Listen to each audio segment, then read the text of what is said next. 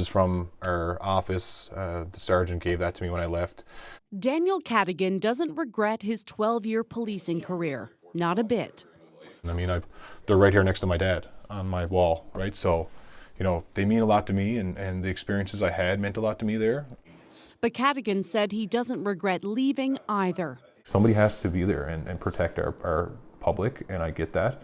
I just decided it wasn't going to be me anymore. Cadigan is one of 29 police officers who have resigned from the Royal Newfoundland Constabulary since 2023. His brother James Cadigan, the public face of the RNC for years, left after him to go to the Premier's office. Daniel Cadigan worked for a decade as a patrol officer, served on the Tactics and Rescue Unit, and ended his career with the Child and Sexual Abuse Section.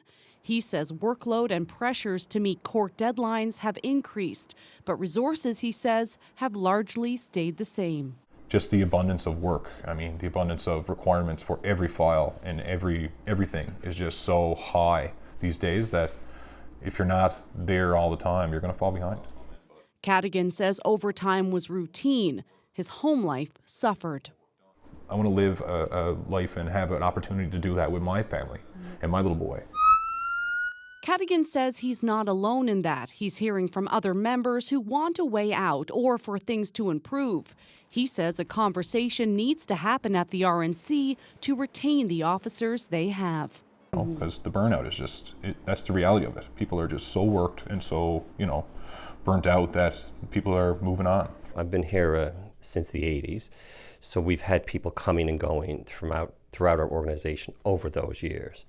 I think it would be safe to say that over the last 3 years, you're seeing an increased number of persons going compared to what we would have had in the past decades. Chief Patrick Roach says he doesn't believe there's a singular cause for those resignations, but acknowledges lifestyle change is one of them. It's why he wants new members to understand the role they're coming into. This is what exists. We'll try to work with everybody. I'd like for everybody to get as much time off as they possibly can. Whether I have an extra 100 officers here working, the demands are still going to be here for officers. That is the reality of police world. And if you recognize that this sort of lifestyle is not for you, then I commend making that decision and making a choice to go elsewhere that provides you with that luxury. Roach says although they lost some officers, they are gaining new ones. Since 2023, 46 new officers joined the RNC and 11 experienced officers were hired. More are going through training. It's fine to say that that we will be hiring and bringing on new classes and that, but for those are young members who are just coming out of the academy. And for that, they will have to get lots of years of experience behind them and the training and everything to replace the members that we lose who've got 15, 16, 17 years in the job. The RNCA says members are responding to more calls than ever before. The union is pushing for more police officers as it heads into negotiations with the provincial government this year.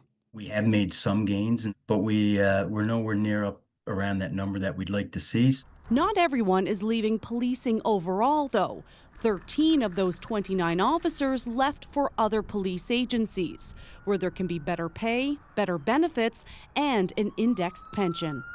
Do I want to see people leave? No, I certainly don't. I would like to keep people here for their entire career. Chief Patrick Roach says his door is always open to speak to anyone about their future with the RNC, including how to keep them.